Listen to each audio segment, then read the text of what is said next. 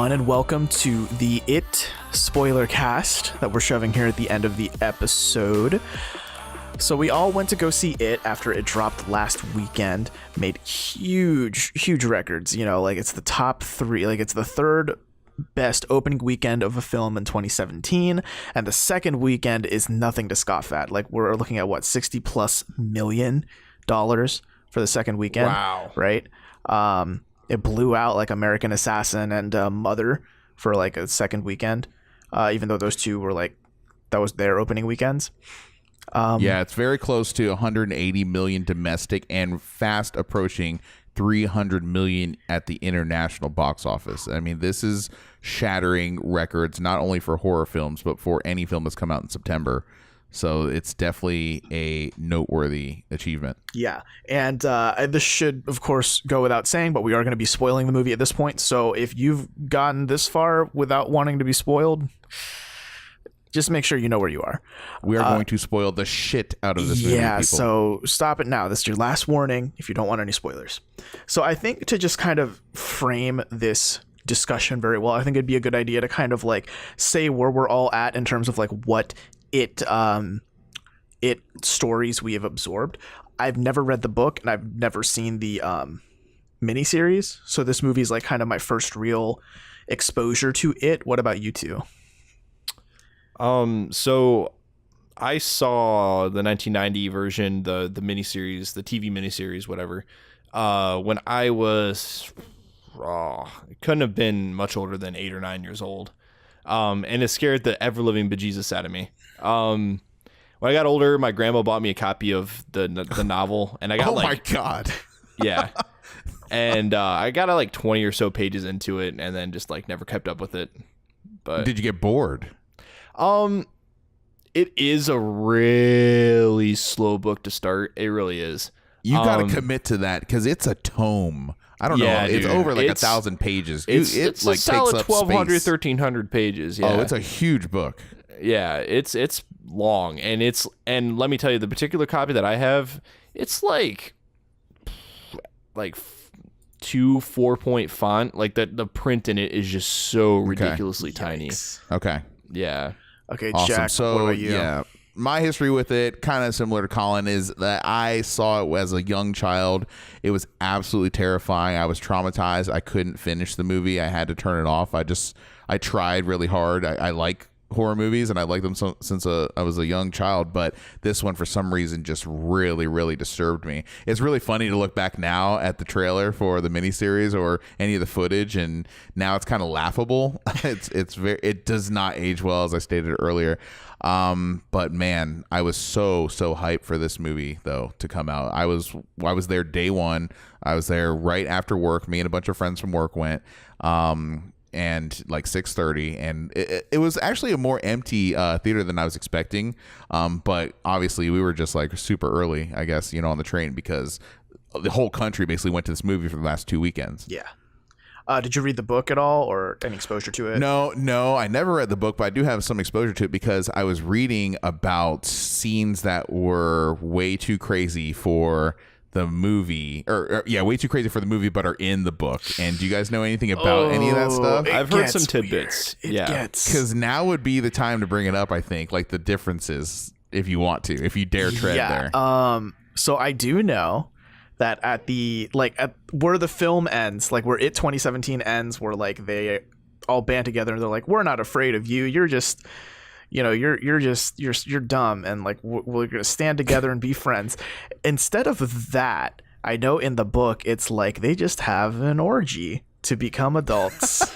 Yeah, it's crazy. They're like what, like 12, 13 years old. It's like, yo, like right in front of the fucking clown though. Basically, like over his corpse. I don't know. That's like the way it's been described to be. Like they just have a crazy orgy. Like it's like 8 or what, 6, 7 dudes and one chick. Yep, it's the idea of like becoming actual adults. It's all 6 of those boys stick their beepers in Bev. And Stephen King is like not arrested or in jail. Nope. for this depiction. It's crazy, man. It's insane. My aunt, I do remember actually something about this, and I think that's probably the scene where my aunt called it quits on that book, because there was a time, you know, when like your family's all together and you're like the little tiny bobblehead kid in the room, and the parents are talking and they're trying not to say things too graphic around the kids, right? I have a distinct memory of this now, where that movie came up and that book came up, and I remember my aunt saying, I tried to read that book and I just, after a while, I just needed it out of my house, and I took it out of my house. and that stuck with me. God. Like, dang, like, I know that show's scary. Like, I guess the book's worse. So there are other parts too that are really weird, like the turtle. I guess there's like these weird celestial beings or whatever, like in Derry. That's like getting into the lore of where Pennywise came from and stuff. I've always said this about Stephen King novels, because I've read quite a few Stephen King novels. He knows how to set up a great universe with a great, like, scary idea and all that. Shit at endings. So I know, like, that whole orgy scene wasn't like the end of the actual novel, but it was kind of like the end of like that first major part where they're all kids and stuff.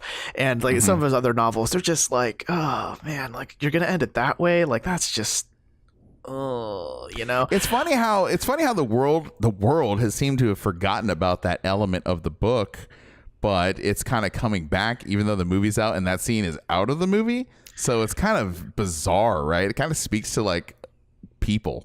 Yeah. Now I have just like this sick morbid curiosity just to read that part of the book, just to see just how fucking bad it is. It's basically illegal to read that part of the book. If you read it, the police will come into your house and arrest you. It's basically an illegal book, but man, that's I guess one thing they left out. I know there are quite a few other scenes that are like different from like the book and the movie, but I think we should probably just start talking about the movie itself as an experience. And I think like, wow, I really like Pennywise. I think Bill Skarsgård's performance as Pennywise. Like, look, I don't know what it is about creepy clowns that, like, because I love the Joker. I think Skarsgård's performance was really incredible as Pennywise, because he's got this idea of like, you know, especially at the beginning scene where he's first talking to Georgie. And that part. Listen. I want to kind of like bring it back a little bit, and I want you guys to like kind of walk me through what you guys were thinking at just the first like 10 minutes of the film. Oh, like, you know, what was your first impressions as the movie was starting up and getting to that, you know, that iconic moment where he first sees Dude, Pennywise? I was dreading going to the theater. The whole time I was going to this movie, I was dreading it. I had to set it up so my friends would go with me. I was not going to go see this movie by myself. And I'm a grown-ass man. And I had to have friends go understand, with me. though, because watching this movie, I had, like, in the back of my head, that vulnerable 9-year-old version of myself was like, dude, what the fuck are you doing sitting there and watching this movie right now? Seriously, I was like, I felt like I was going to get on a roller coaster. Like, it was that kind of butterfly feeling. And also, it didn't help that around the office, there was a red balloon getting passed around that same day. Oh no! Yeah, they were egging each other on. It was fun though. It was a good time. See, for me, I'm not a big fan of horror movies. I think they rely a lot on cliches and like kind of very lame tropes to get you scared. And it's not, and it makes horror movies not actually scary, but just like going for your biological reaction to being scared. Like, of course you're going to be scared by a fucking sudden loud noise that's like hundreds of decibels higher than a silent scene, because like, you're human, you're gonna react that way to like a loud noise, that kind of stuff, you know, like horror movies do that a lot. And so I've always hated the horror genre, or at least I'm not enthused by it much. I went to go see this film, and the first like 5 minutes I was furious with the film. I was like, oh my God, this is a fucking small kid and he's going into his basement. And of course it's dark. And of course the light switch doesn't work. And of course the door is super creaky. And then like, there were so many cliches in that first part. Like he fucking sees those two lights off in the darkness. It's like, are those eyeballs? And then he shines a light. Nah, it's just jars, whatever. And then the thunder fucking is loud. And the fucking walkie-talkie. Why does the walkie-talkie have to be that? That creeped me out. I was on edge already, and that just totally like threw me for loops. It bothers me. You're just waiting for it all to happen.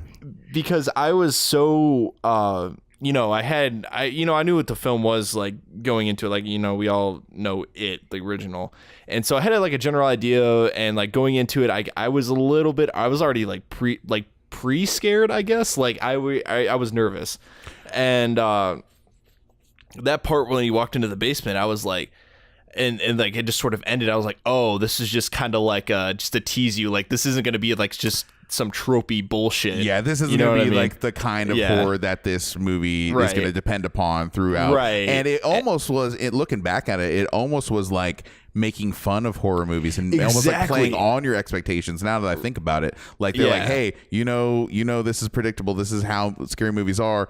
But then we get introduced to Pennywise on the street. Right. Well, exactly. I was worried too, though. I was worried with you. I was like, this isn't so good. I'm not sure yet. They don't have my trust yet. Yeah. And then again, we run into the clown. So, Colin, did you remember what happens to poor Georgie there on the street? Did you remember from the past or no? I mean, I don't remember him. Like, does he get killed in the original? I don't remember. The exact same thing happens. Oh, okay, so, it's the exact same thing. Yeah, okay. Robert. So you probably knew nothing before, right? Like, what you had an idea he was going to die. You didn't know how though, and how graphically. Yeah, I had no clue. That was okay. So that scene was absolutely. Even though I was expecting it to happen, I knew his arm was going to get ripped off and he was going to die. But it was so fucking shocking to me. I was really disturbed at like the prolonged conversation they were having. Dude, and when Pennywise was doing that pop noise, I was like, just my skin was crawling because I knew what was going to happen. But see, that conversation is what made me love what I was about to witness. Like the whole the kid dying. Yeah, no, seriously though, the whole like I'm not supposed to talk to strangers. Oh, well, I'm Pennywise, the dancing clown. Dude, stop doing that voice. You're too good at it. Dude, it's like Pennywise, meet Georgie. Georgie, meet Pennywise. Oh, dude, like so that whole fucking part. I was like gripping the fucking arm of my chair like harder and harder. I'm like, I was like, yeah, this is so. I was like kind of looking. Yeah, I was in the fetal position in my chair, and I was sitting in between two grown ass men as well. And dude, I was about to reach over and like fucking like grab Robert's hand or some shit. Like I was like, I was so into that. Like the whole like with him saying, "You're gonna want your boat, right? If you don't, Bill will kill you." Dude, are you gonna do this whole fucking podcast? Because stop it. No. It's really bad. No, but that scene made me think like, wow, okay, I'm into this. Well, yeah, because that's where the movie and the filmmaker and the actor and everybody sold the entire film to me. It did a great job at setting the tone for the entire film. It was a great introduction to Pennywise. When his mouth opened and he just sunk in, I was like, what the fuck am I actually watching right now? Yeah, dude, I was not expecting them to like show that much that early on either. I thought it was going to be like some scene where it's like, you know, you see the kid, he gets pulled in, and then it just like kind of cuts away, and then it shows the old lady looking out, and you just see the pool of blood. Yep. I didn't know it was going to show him like fucking literally gnawing the kid's whole arm off. I was like, holy shit! And then he turns around, screams, and the blood goes spraying into the rain. Like, it was very artistically shot. Yeah, and then that woman's probably deaf, because how do you not hear that? Yeah, that was my thought when that scene happened. But let's kind of like bring this up to like the main cast members, like the 7 kids. Like, what are your guys' thoughts on them? The losers, if you will. I mean, Billy's obviously like he becomes the leader of the pack, right? Yeah. You know, he's got a stutter, but he's like fuck it, you know, I'm gonna get shit done because I am trying to avenge my brother or find my brother. Richie obviously is like the comic relief guy, right? Yeah. Yeah, and he's probably the best, and he's also the kid that plays in Stranger Things, right? But I remember seeing an interview. Apparently, like in the script, he wasn't written to curse.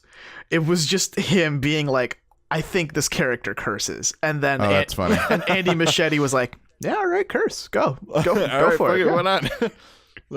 That's cool. So great. Yeah, I like that. And you know, there was God, you guys are gonna tell me out.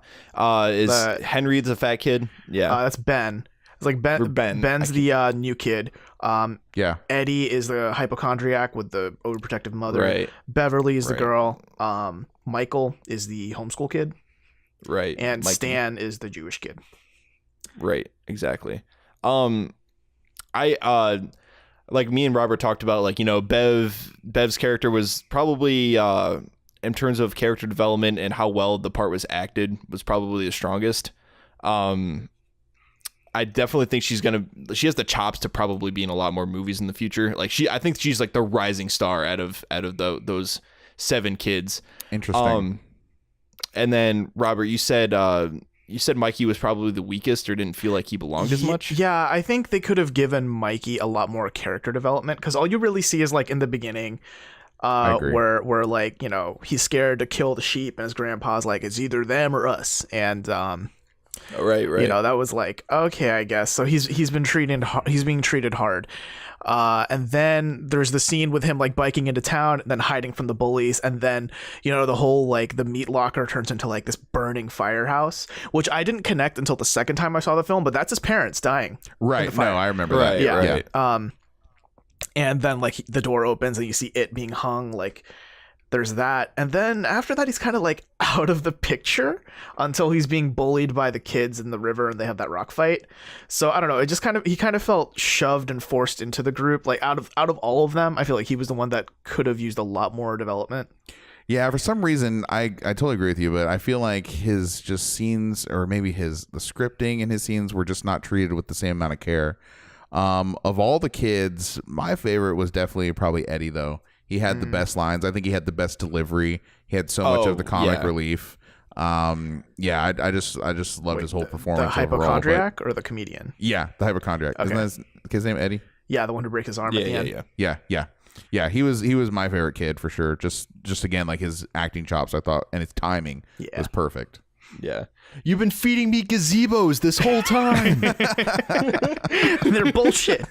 So what did you guys think last week when I talked about the film? You guys were yet to see it, and I mentioned that it was really funny. What was like your first thought? Were you like, yeah, right? Or where were you with that? I mean, it had like a lot of the Goonies vibes and like Stand By Me vibes going on. So no. Before you saw it, like, what did you think of me saying that it was very funny? Well, I thought it was going to be funny in the same way like Stranger Things is funny. Like there's a lot of serious shit that happens in Stranger Things and like a lot of dark, like horrific type things going on. But there's still like they find time between those skits to like crack jokes and to just be buddies and be kids, I guess. Yeah. So. It honestly was one of the things that kind of sold me on the film, because, you know, like I mentioned, I'm not a big horror film person, so this movie like was not really on my radar. But the fact that you told me that it's like, it's not just scary, like the characters actually are characters, you know, they're real, you know, they have motivations, and it's funny. It's like, okay, I'll give this movie a shot, and I'm glad I did. I gave it 2 shots, and it's great. Right. Yeah. No, I definitely want to see it again. I think it definitely does beg for a second viewing. I mean, it's just that damn entertaining. Yeah, for overall. Sure. And again, I have heard and entertained arguments that the movie actually is not that scary. There are definitely parts and there are spikes, but I can kind of see that argument when we talk about like the greatest horror films of all time, because this is just as much a coming of age story as it is a horror film. It's like a pretty much 50-50 split. Yeah. You know, where are you guys with that? Did you think it was scary? Well, I mean, I think the moment at the beginning was really what got me the most throughout the film. The part where I always forget his name. The Jewish kid is it Steven? Stan. That's right. I love how you remember he's Jewish though. That's funny. Okay. Yeah. Well, of course, because I was like, I was telling Robert that it would be really funny if they named him Kyle. South Park. You're all about that low fruit, man. Yo, but the season 21 premiere was stellar. I'm just gonna say. Oh yeah, it was. Anyway. But anyway, yeah, the scene where he was like walking into the back of the church and the painting falls, I was like, yo, I already see where this is going. This is pretty fucked right now. Like, so this is some like shit that I would imagine when I was a kid. Like, I like that you brought that up. Yeah, those are kind of things that would have scared me if I was a kid for sure. And I had those kind of fears that something like that would happen to me. So something interesting about that particular scene where he's in the room with like, is it like a real disfigured woman? Did she have like a flute or something? I can't remember. Yeah, she was like a disfigured face woman. Okay. Anyways, that scene is not in the film. And Stephen King actually, in the book. I apologize. Okay. In the novel, it's not in the novel. It was added and it's new for the film. Stephen King, when he saw that scene, he like corresponded with the director and said like that was fucking scary. So that scene scared the writer of the novel. That's cool. That's the best compliment you can get. Yeah, to respond to your earlier question about whether or not this film is scary, I think it's scary in terms of like, you know, you don't like what you're seeing on the screen. In terms of, you know, it's like it's very freaky and it kind of makes you it's unnerving and it's a little bit uncomfortable. It doesn't go for like the more recent idea of scary, which is like, you know, tense moment, violins, you know, going real fast, and then boom, loud jump scare. You know, like that's scary nowadays. But this movie is more like, I want to look away from the screen because I know that clown's about to open his weird freaking teeth mouth, but I want to keep staring, you know? No, definitely. And I think I think the scariest part for me, that this freaking got me, like I'm surprised how much I kind of jumped at it, but the scene where Bev kills her dad, and then it's like, oh, holy shit, he's dead. And, you know, like they have a shot of her and she's like panting, like, I can't believe I just did that. She turns to exit the bathroom and fucking Pennywise with his hand around her throat, like, whoa. And he's like 10 feet tall. Was that any easier the second time knowing it was coming? It was a little easier, but it's still like, God, Bill is fucking 6'5" or some shit. Yeah, man. That was the biggest jump scare in the film. And again, I had like a 35-year-old man sitting next to me during this film. He literally jumped up and almost hugged me. And he like, and he's not even shy about it. He wasn't even shy about it. He's like, Jack, I seriously almost jumped in your lap there. Yeah, at that particular scene. That freaking guy, like that was, I think, legitimately scary. Not because, you know, it follows the tropes of like jump scares, but it's like, you know, Pennywise has been built up to be this like very scary figure, even though he's silly. Like, this is a scary figure who calls the fat kid Egg Boy as he's chasing him. You know what I mean? It's like a very whimsical scary, but it's still like, I don't want to be cut anywhere near that. I mean, we should talk a little bit more about Bill Skarsgård's performance as well, because he is filling shoes that were very big, no pun intended, with the clown, because Tim Curry. Yep. His performance is like fabled in Hollywood. You know, no one's ever taken on that role since, because again, his performance was just so iconic. And Bill Skarsgård has really done a great job at making Pennywise his own. I wouldn't want to go back now after seeing the new version. And for me, it's just so impressive as well to know that all that drool that was coming out of his mouth, like, that's real. That's not CG. He was actually doing that. And to the point where the kids here in like post interviews and stuff, they're saying that they've never seen someone make that much drool ever, like in real life. Like, they didn't know how he did it, but that was real. And his performance was awesome. And his smile was totally twisted and demented, and you know, very little reliance on CG. So much of it was happening underneath the makeup, you know, on his side. So I think he should get credit for that. I think, I read over, it's like several times over. I was reading actually a couple of like interviews and things like that, and some trivia on IMDb and things. And one of the biggest things that they noted was that the director, I forget his name, it escapes me. Andy Muschietti. Yeah, Andy. I'm just going to call him Andy because that sounds like a mouthful. But anyway, Andy was basically very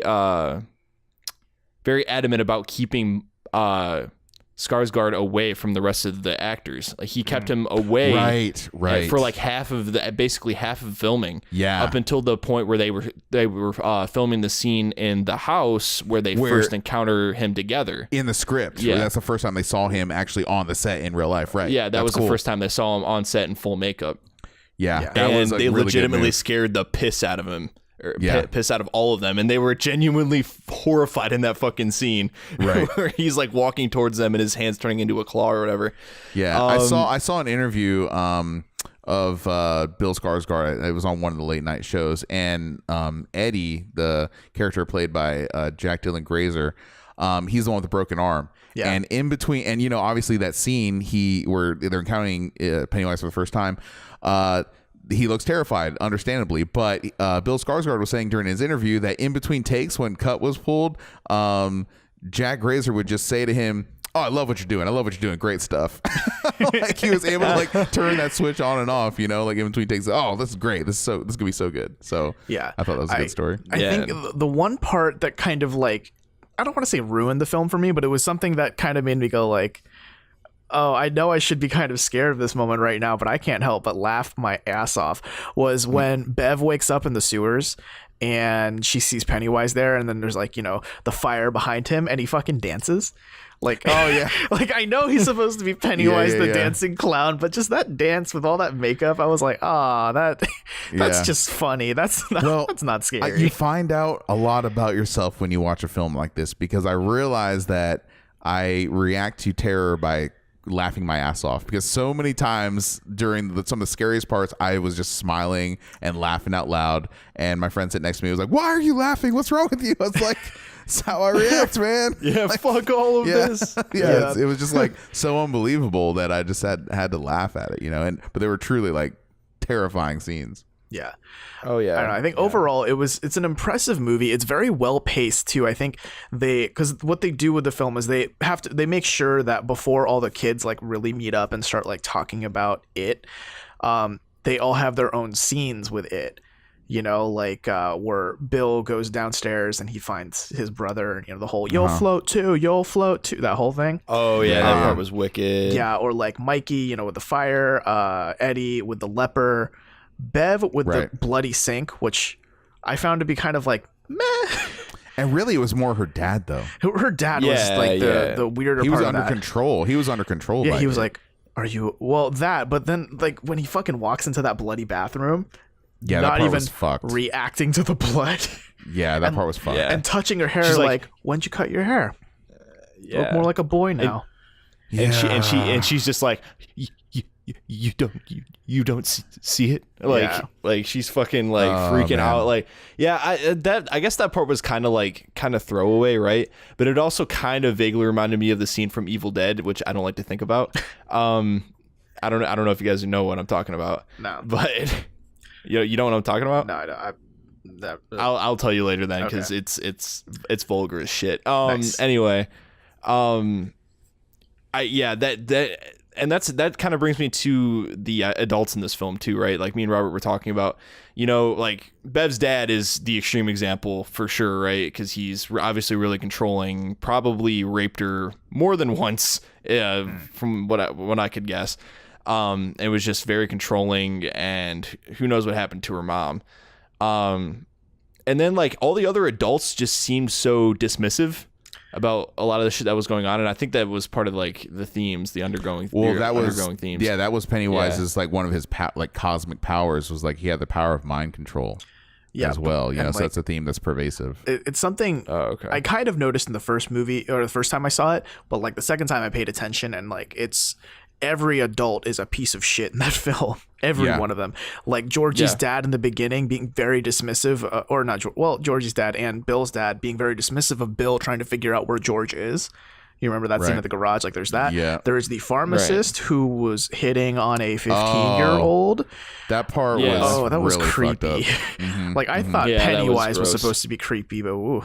For sure. The librarian, when Ben goes to the library, she's just like, don't you have any friends? You should be out hanging out with your friends. You're right. I can't think of any adults that were like amicable. Yeah, no adult was cool. I mean, obviously Bev's dad is like disgusting. Maybe Bauer's dad kind of, but he still seems just like an asshole cop. But I think they heavily implied that he had a drinking problem and he was probably abusive towards the end there. You know what I mean? Because they had like he was like sleeping and they had all the bottles laid out, which actually vaguely reminded me of the scene from Halloween. I don't know if I don't know if it was only in the remake, but there was a scene in Halloween that was just like that, where the dad's passed out from drinking so much and the kid just comes up and fucking slits his throat.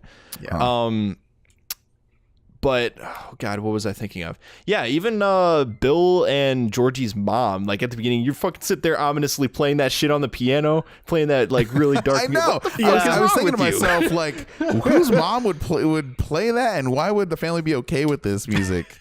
Unless she's she's a professional pianist and she's doing it to pay the bills. It's the only thing I can imagine. Like, Mom, can you put some headphones on, please? Could you plug some headphones into that grand piano, please? Into that Steinway. Turn the Bluetooth on, Mom. Come on. I think we should probably get close to wrapping up here. It's been a bit of time. There's so much to talk about this movie, though. I think, I mean, what else do you want to say?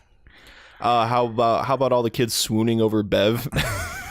Yeah, I mean, that was all of them. That was a great scene. I mean, we haven't even talked about the licensed music in this movie yet. There's so many Easter eggs. January Embers. Anyone? January Embers. Anyway. I love the fact that they leaned on New Kids on the Block throughout. Like, how So the hell good. that was so like.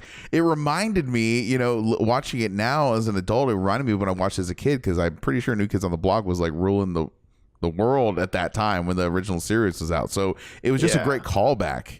You know, and there was some really good music. I mean, the original music was very atmospheric, but just the New Kids scene where you go into his room and they close the door and the poster's behind, and it does that flash. I lost my shit. It was so great.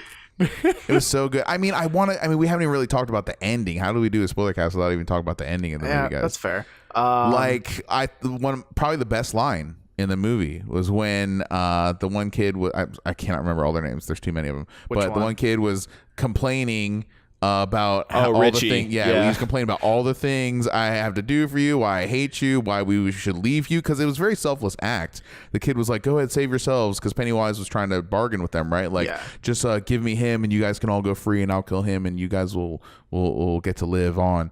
And he's like, "Go ahead, just go." And then his friend was listing off all the reasons why they should leave him. Yeah, but he's like, "I hate you because of this. Shitty water. I hate you because of this. Yeah. And now I have to kill this fucking clown." And I was like, that was such a triumphant moment of the film.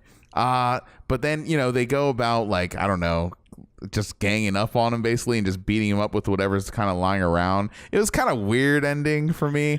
And then when he's just hanging there and he says the word fear and then kind of crumbles and falls into oblivion, like, I don't know, that scene, it didn't really hammer it home for me. I would have liked to have seen that scene handled a little bit differently. It was not a strong part of the movie, I guess, is what I'm saying. But it is definitely a lot less NC-17 than the actual end of that part in the book that we mentioned earlier in this spoiler cast. Right. Well, okay. I'm not saying I want to see that ending, but I'm just, saying. I mean, there were some good artistic shots going on as well, where Beverly's laying down next to the water and you can see her reflection. You know, there was some cool cinematography happening. It's just, I don't know, something about whenever the build up to the fight was better than the actual final battle, I guess. Yeah, I can agree. And the final climax. Yeah, because it felt a little bit like an action movie at that point at the end, you know, it was just like the classic beating the villain up, literally. Something else that I think is different too in like that ending part of the film, all the kids literally floating, like literally actually for real floating in the air. I don't know why that is, because Pennywise is supposed to be eating these kids. That's like lunch, man. Like, what? So I know that was Andy Muschietti, the director, took some artistic license with that, and that scene is not how it's portrayed in the novel as well. But again, it kind of builds on the credibility of the term "we all float down here." Yeah, you know, I kind of took that more just as a creepy ass thing to say, you know, to get kids to come down the sewer, rather than like, no, motherfucker, these fuckers are gonna float up here. Like, serious. Correct me if I'm wrong, but like in the miniseries, in the scene where Pennywise is talking to Georgie, doesn't he tell him like, this balloon floats down here, we all float down here, or something like that, right? I can't remember the exact lines, but I never took it literally, and I don't think Stephen King took it literally either. I mean, I understand this new film has to have its own identity. It just was another plot hole for me. Like, why isn't he like eating them? Like, that's dinner. Yeah, I don't know. I think I was thinking, actually in my head, I was actually theorizing that or hypothesizing that he was saving them because, you know, he hibernates for like 27 years or whatever the fuck it is. So maybe he just chows on stuff. I don't know. Oh, while he's hibernating. That was a guess. Yeah, the big pile of debris and stuff like down there as well is really well done. I think it kind of fulfilled like what I had in my mind's eye of where he lived. Yeah, for sure. I don't know. I think the film does a good job at the end of setting up the whole fact, like, yes, there is a sequel. There will be a chapter 2. They're like, and it doesn't even try to hide the fact that, like, yeah, it'll be like these characters older, like they come back in 27 years. So I thought, it was a pretty solid ending overall. The fight was a little weird, but it has me kind of excited, honestly, for this whatever the sequel has in store. There were people sitting next to me that didn't even know that it was a chapter-based story. Mm-hmm. So when it pulled up on the screen, chapter 1, stay tuned for chapter 2, whatever, they were like, what? Oh my, they were genuinely like mind blown by that. Yeah. So that must have been a cool thing for them to see. I want to kind of go back more to the business end of the film, and I mean, obviously it's breaking all these records. It's one of the biggest films in horror movie history. But as of the time of the recording of this podcast, Andy Muschietti, the director, and more importantly, or just as importantly, Bill Skarsgård, Pennywise, neither of them have been signed on to contracts. And also, I came of news that there's going to be flashbacks in the sequel, so the kid actors are going to be coming back as well. So that's something to look forward to. And there's going to be just endless debate over who should play the adult versions of the kids, but I don't know that that's a Watch Mojo video, I guess, in the making, right? Yeah. But Top 10 it'd be best fun. future Bens. Yeah. Yeah. it'll be something to watch for. I mean, 2 years from now, and see how it ends, because I genuinely have no idea really what happens in the second half. Because I never could make it to the end of the movie before. I was too chicken. Right. It's funny because the kid who plays Ben, actually, they interviewed the kids. They're like, who do you want playing your grown up counterpart? Essentially, like, who would be your dream cast? And the kid who played Ben said Christian Bale. That'd be cool. Oh my God. Could you imagine Christian Bale and something like that? Yeah. But I mean, you got to imagine, though, the director and Bill Skarsgård are going to rake it in on the sequel. They have all the clout now after this movie's massive, massive financial success and future success. Yeah. I the only worry I have is I don't think it's going to carry the same lightheartedness because they're adults. I know you said there's flashbacks, but I don't know if it's going to have I don't know if the comedy is going to hit the same like it did in this first one. It's going to have to be funny, though. I feel like I think people are going to be disappointed if it's too it's going to have to serious, try and carry the same idea. Mm-hmm. I don't know. But I mean, it'll be tough to imagine like a 40-year-old Richie still making hella dick jokes every time. Yeah. But hey. Oh man, what a great movie. Like what an all-time classic. One of the best films. Might actually have to pick this one up on Blu-ray when it comes out. Same. I mean, like I said last week, it's one of the best. It's going to go down as one of the best sleepover movies, I feel like. And it's something to watch with a group of friends for sure. It's that good. If you haven't seen it yet, I guess you're not listening to Spoilercast, but word of mouth is really what's pushing this forward. And I think, again, like you, Robert, people are going to go in for repeated viewing. So I am excited to see how far the ceiling goes, because, again, it's approaching 300 million in worldwide. It's just blasting expectations with a budget of around 35 million or so. Like, wow. Yeah, especially for a horror movie. Like usually horror movies are like the opening weekend, and then it's done. Yeah, and the reviews, I mean, it's certified fresh, I'm pretty sure, if you guys can confirm.